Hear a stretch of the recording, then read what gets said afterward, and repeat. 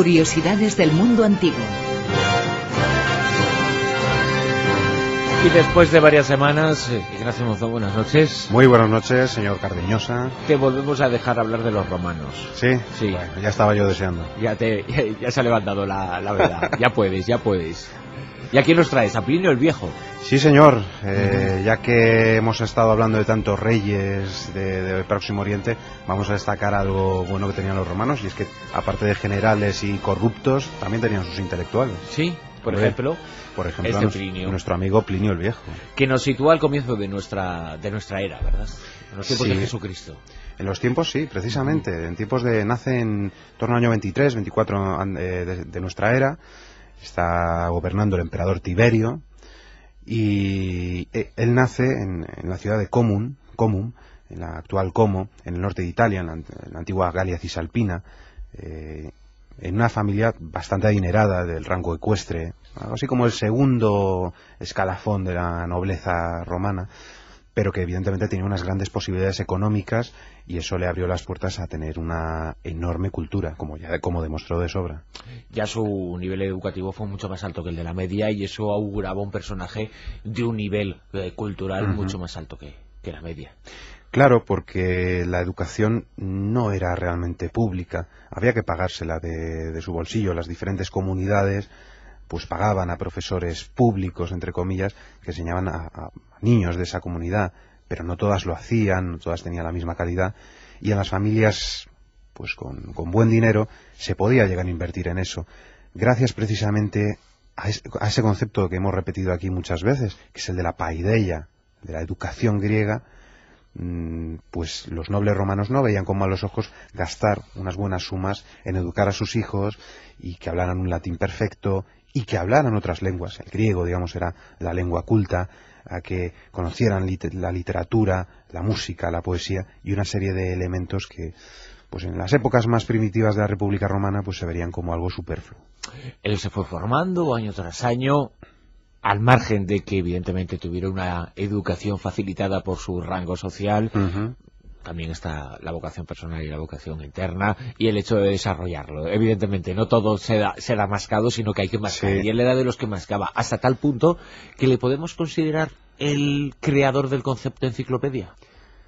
Pues casi, no sé si exactamente, porque tendríamos primero que definir qué es exactamente enciclopedia, pero si no fue él, desde luego creó una base para lo que son los llamados conocimientos enciclopédicos, absolutamente magnífica.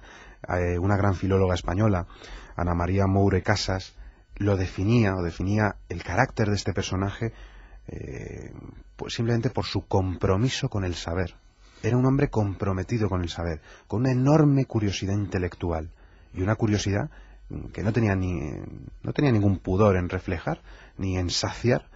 Fruto de ello es eso que tú dices, ¿no? Esa gran obra que es la historia natural, de la que se nos han conservado casi sus 37 volúmenes, y que refleja muy bien el carácter de ese personaje, entre otras cosas porque a veces él mismo nos hace comentarios sobre su persona. La otra gran fuente para conocer cómo era su mentalidad es su sobrino Plinio II el Joven, el famoso Plinio el Joven, que a través de sus cartas, de su epistolario, pues nos da toda una serie de datos, de la verdad, bastante jugosos sobre este personaje.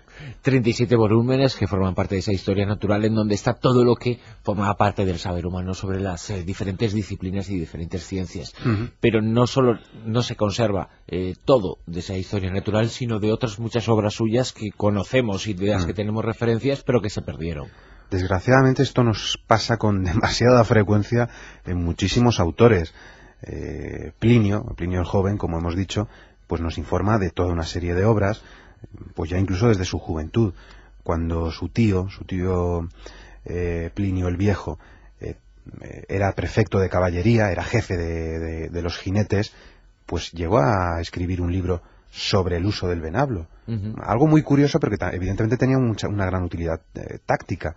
Sin embargo, no se ha conservado. Tuvo muchas más obras porque evidentemente su vida intelectual pues fue bastante larga. Estamos hablando de alguien que pudo empezar a escribir pues antes de los 20 años.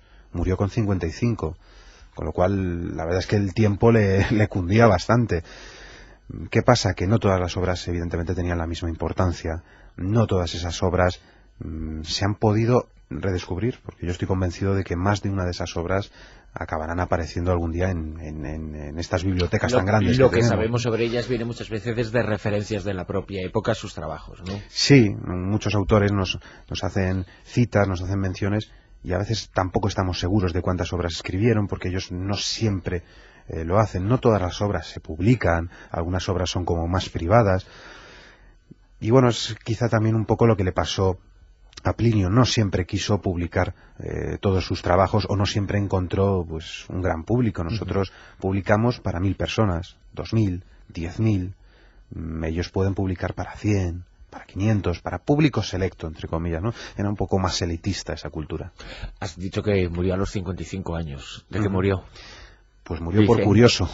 Eso dicen, ¿no? Sí, eso se suele decir, ¿no? Por la curiosidad murió el gato. Sí. Pues en este caso...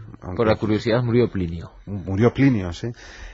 Su vida está íntimamente relacionada también con sus funciones como auténtico ciudadano de clase alta. Él trabajaba para el poder, para el Estado. Tenía su carrera política, evidentemente. Cuando él ya era, pues eso, mayor, 55 años, era comandante de la flota de Miseno. En agosto, el 24 de agosto del año 79, él desde su casa, nos lo describe además con todo lujo de detalle su sobrino Plinio el Joven, pudo contemplar la erupción del Vesubio. Era algo que, bueno, se podía conocer a través de leyendas, ¿no? Era ese Festo, Tifón, pero no se había visto, no todos lo habían visto y podían anotarlo. Ese carácter científico, ese carácter curioso, ese carácter estoico, porque es una persona muy vinculada con la corriente estoica, es lo que le llevó a explorar con sus barcos pues ese efecto tan curioso, y según parece se acercó, cuando ya estaba en esta vía, se acercó tanto al volcán que los gases, que eran evidentemente gases que él no podía ver, le acabaron asfixiando y murió. Algo que se destacó como algo bueno, es decir, él había muerto en aras del conocimiento, él había dado hasta la vida por saber. Por tanto, tiene ciertos visos literarios, pero sin embargo no parece descabellado pensar que el Vesubio mató a Plinio. Y luego un régimen de vida, hoy diríamos, germánico, ¿no? Sí.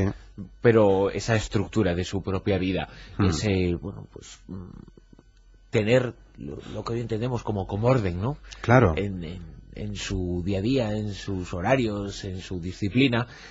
Eso hizo, en cierto modo, que Plinio el Viejo fuera el creador de la enciclopedia, aunque sea una metáfora o una hipérbole, sí, o como lo queramos denominar, pero de ese concepto, ¿no? Se suele decir que todo es organización, todo es organizarse, que hay que administrar bien el tiempo. Plinio tenía sus deberes administrativos, tenía que administrar su propia casa, tenía que administrar su propia familia, tenía sus deberes con el Estado. Él llegaba a discutir asuntos en persona con el mismísimo emperador Vespasiano. ¿Cómo podía? ¿De dónde sacaba el tiempo?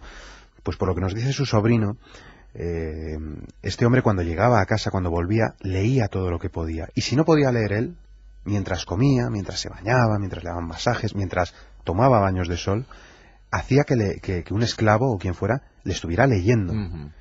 Pero es que además tenía otro al lado que tomaba notas, porque Plinio estaba pensando continuamente, estaba sacando conclusiones de todo lo que oía y de todo lo que leía. Además, por lo que tú me lees y yo te dicto, ¿no? Exacto, o sea, debía ser algo rocambolesco, porque tenía que tener siempre a 2 personas por lo menos, siguiéndole a todas partes, hasta el baño, o sea, es increíble. Por lo que nos dice también su sobrino, estudiaba de noche, y en cuanto salía el sol, ya estaba tratando asuntos políticos. Por lo tanto, casi también tuvo esa vertiente que no tenemos que... Claro. Podemos hablar, yo creo que casi de uno de los primeros insomnes de la historia. Él mismo, en su obra, nos dice que vivir es velar. Sí. O sea, dormir lo mínimo posible para aprovechar el tiempo al máximo. Podríamos llamarle un friki del conocimiento, ¿no? Hablando en plata y mal. Pero también tiene ciertas posibilidades de ser cierto aunque hay alguna que otra exageración literaria, ¿no? Porque como todo esto, claro. Evidentemente es como el gran genio que siempre se debe al saber y al conocimiento. Plinio el Viejo ha sido nuestro protagonista. Hemos aprendido muchas cosas gracias a lo que nos ha comentado esta noche Ignacio Monzón sobre este fascinante individuo que debía ser. Pues eso espero, y que tomemos nosotros un poquito de ejemplo. Muchas gracias. Gracias a ti.